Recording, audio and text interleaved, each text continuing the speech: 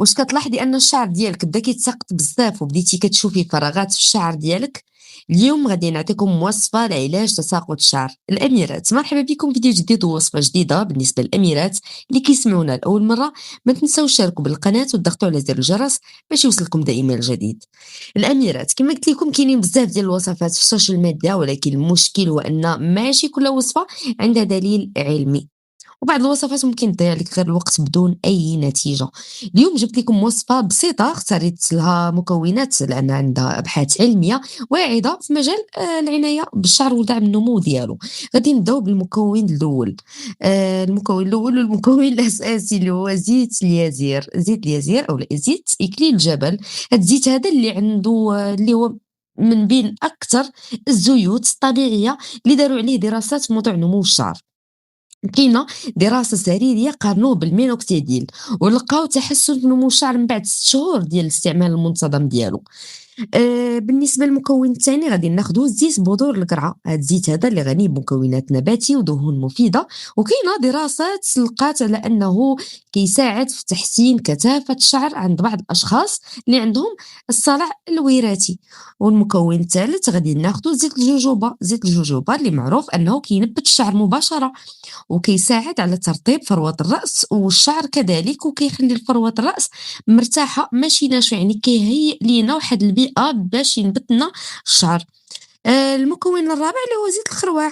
غير هو خاصنا نوضحوا واحد الحاجة مهمة، لأنه زيت الخروع مشهور بزاف في الوصفات ديال الشعر، ولكن ما كايناش أدلة قوية كتأكد على أنه كيسرع نمو الشعر.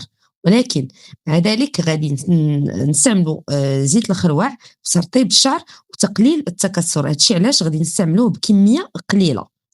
بالنسبة للمقادير غادي ناخدو 3 معالق ديال زيت بودور القرعة، 2 معالق كبار ديال زيت الجوجوبا، معلقة كبيرة ديال زيت الخروع، و12 قطرة من زيت إكليل الجبل اللي هو زيت اليازير العطري، يعني زيت أساسي.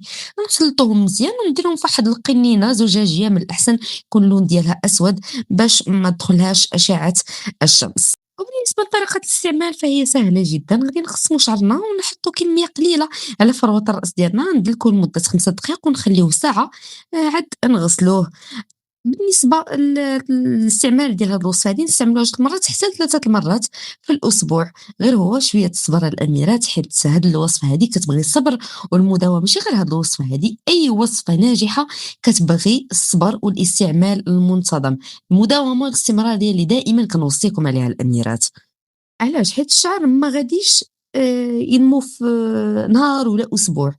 وأهم خطأ كيديروه بزاف ديال الناس أنهم كيجربوا الوصفة أسبوع، أسبوعين أو شهر، ما كيشوفوش النتيجة وكيحبسوا. لأ، الوصفة كتبغي المداومة والاستمرارية، على الأقل كتبغي 3 شهور، من 3 شهور حتى ل6 شهور.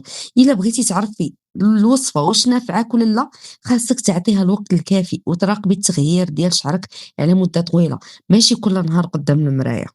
وكاينة نقطة مهمة بزاف الأميرات، إلا كان التساقط ديالك قوي بزاف وبدا فجأة ولا لاحظتي فراغات واضحة، من الأحسن تستشيري الطبيب ديال الجلد ديالك، حيت تساقط الشعر ممكن يكون عنده أسباب مختلفة، ماشي ديما الحل كيكون في الزيت أو وصفة طبيعية.